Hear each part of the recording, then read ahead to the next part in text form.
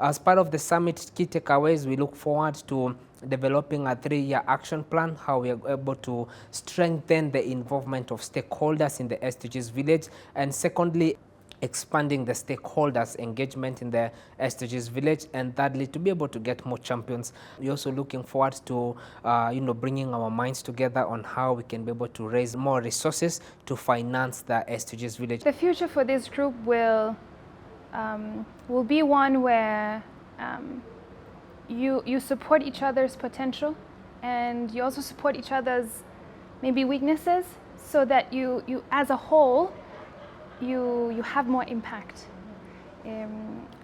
For DFC, we have been since we received the application for the grant for this event, we have been so thrilled about it, because it really touches upon those areas that we value so much.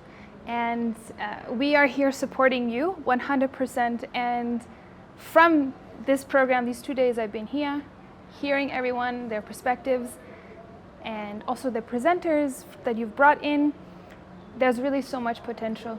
It's always an amazing thing to see that what is taught in a classroom setting, more or less a classroom setting or in a learning setting, is actually applied when DFC fellows return to their homes. And we often don't see that. So for me to witness it today and yesterday has really been a beautiful moment, and I will go back and share it with everyone at DFC. What I've had over the last 2 days is being very thoughtful about how do we expand and how do we sustain the expansion and deepening of the conversation around SDGs.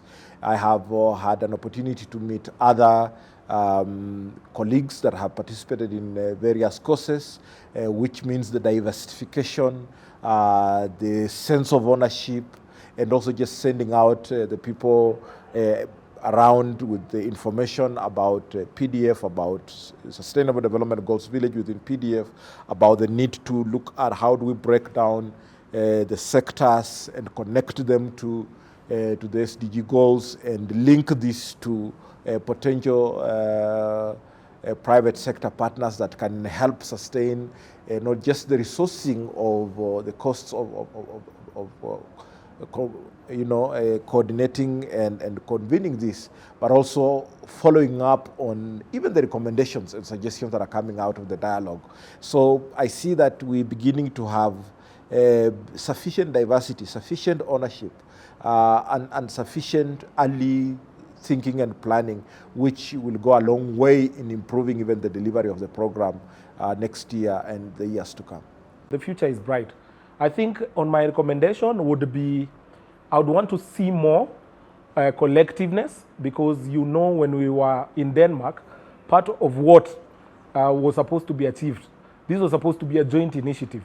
Outside what we were doing individually, this is supposed to actually be intentionally a joint initiative and manifested as such, which means that beyond organizing it, even the post-mortem should allow us to reflect, so that we see everyone's input and where we had hits and misses. So I think probably just encouraging us to further plan together in a more collective fashion. I know that CFD has been leading as well, but a lot of the emphasis, of course, PDF takes priority because of PDF is older than SDG Village. I feel we can do better, because the village is a manifestation of the goals. So if we're able to really manifest that by virtue of how we jointly organize this and effectively, in a very seamless way, make sure that it's manifested even by how we run the event, I think we will be doing justice to what we were doing in Denmark. Again, you remember part of the lessons we were learning included how do you turn this individual organizational goal to be a collective goal. So how do I plug my initiative to CMD, to KYMCA, to all other entities that were represented in Denmark? So it's a critical issue. I think it's an area that we haven't done very well, but not to say that SDG is no longer a success. I think we witnessed huge delegations even visiting from Denmark to just come and help us in improving on what we are doing in Kenya. So there is room for us to do better. After the summit, I look forward to collaborating with other Danida fellows who are participating to organize activities which can create more impact and reach more, especially young people in the various places where they are.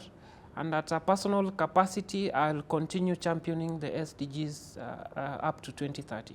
After the summit comes to an end, we really hope we can actualize that consensus on at what point is it effective to engage young people. We've had discussions around, it's too late when you're an adult because you've already formed opinions. But if we are able to engage with young people sooner, maybe in high school, on what kinds of tools and information we need to share with them at that particular point might be very helpful in the kind of society that we end up building. At the end of the summit, I'll really look forward to how the joint initiative between all the Danida alumnus team will work to ensure that the SDG championship or the SDG implementation does not just end at their individual level, but look at it as if they can form a unique mode of communication on their behalf that can enhance a joint activity for all those. It might be from their individual basis, but they come together as a team so that it is one joint activity for all of them across the country. With 4 years to go, almost 4.5 years to go, I think the next step, one, is to now act implementing what we have developed, the policies, the legislation, and the programming that we have done on SDGs. But more critically now, I think it's at the point where we begin monitoring the realization of SDGs, identifying gaps and closing those gaps, and probably then preparing for the closure of the 2030 agenda with concrete lessons learned. There are many outcomes that we are seeing. Number one, remember our slogan has been one village, many builders. One of the key outcomes that has come out of this summit, number one, is to expand the network of the actors in the SDGs village as our collaborative model. We have expanded beyond the 21 who are the pioneers of the village, and we have brought on board the whole team of DFC alumni, the youth sounding board, who are the young people who are doing an amazing work at the grassroots level, even at the national level, in engaging the young people on sustainable development goals. We have had the national and the county government representatives in the team. So for me, one of the biggest outcome has been expanding the space and bringing on board more and more actors who are able to continue the conversation. The future of SDGs Village is bright because even with the brainchilds that are coming out, such as the YSB tent, I'm also a member of the Youth Sounding Board at Royal Danish Embassy, the PFM Village. I would say all those conversations, there are concerted efforts which are driving the conversation more and more. And I think one of the areas that we have been able to identify as gaps is the SDGs awareness, which is still very limited. And therefore, by having many stakeholders doing sector-based or thematic-based conversation, which are contributing to SDGs, I would say the model of SDGs Village as a collaborative model is still very bright, as we are bringing in on board more partners and more nuanced conversation thematically. One of the biggest things I'm also looking forward to implement as an individual is I'm very big on trying to teach what sustainable development goals is on correlation to the sector or the work that individually we might all be doing or working on. So for instance, I work in the election and governance sector. So once in a while when I have the time, I kind of also tend to capacity build in our office and explain what sustainable development goals means in correlation to the work that we are doing in elections. So that ensures that we have a whole lens of inclusion, equality, and accessibility of the information that might not have previously been there. Going forward, I am hoping that the SDG Village will see a lot of private sector engagement in what they do. How I think we can, from this event, is that how we are seeing moving from the national talks, national dialogue to the county level, but also with the current political situation in Kenya, how do we ensure that these dialogue talks then convert into policy changes? Because that's what's important. We can make noise all we want on the streets, at the county level, but if these things that we're making noise about are not effected as policy changes, then sometimes it's impossible to bring the change that is required or that the people require. So I'm hoping that from all these discussions, the dialogues that we are having, then these will, at the end of it, become policy changes at both the national level and also at the county level. I look forward to working with my fellow champions and of course with other participants at the summit. I see so many points of synergies where we can come together and work from a different perspective. For example, on climate action, there are issues of gender, there are issues of governance, and we, those are just examples, but there's a way that all of us now need to get involved much more, and I look forward to just incorporating the ideas from my fellow champions, but also engaging them more in the activities that we have. And of course, having the lens of climate action, but also incorporating the other ideas that come from the different strands of SDGs that different champions are implementing. Congratulations for the summit. This is an important summit, very timely.